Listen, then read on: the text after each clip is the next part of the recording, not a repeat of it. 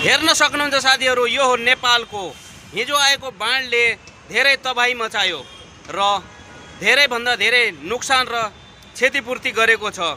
यो प्रकृतिको देन हो या कसैको साजिस त्यो त थाहा भएन, लेकिन यो तबाही अचानक आएको भोटेकोशी नदीलाई पनि बगाएको छ र वहाँको नदीहरू पुरा डुबिसकेका छन् र मान्छेहरू गायब पनि छन्।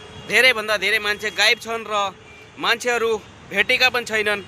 कति मान्छे यो बाढमा डुबेका छन् र कति घरहरू तबाही पनि भइसक्यो। यो पुल पनि हेर्न सक्नुहुन्छ, पुल पनि टुट्न र टुटेर तबाही भएको छ र धेरैभन्दा धेरै मान्छे गायब छन्। सबैले सक्दो सहयोग गर्नु होला नेपालको। यो पछाडि हेर्नुहोस् त, त्यो पुललाई कसरी उठाएर फालेको छ। यो तबाही मचाएको छ यो बाढले। नेपालको धेरै हालत खराब भएको छ।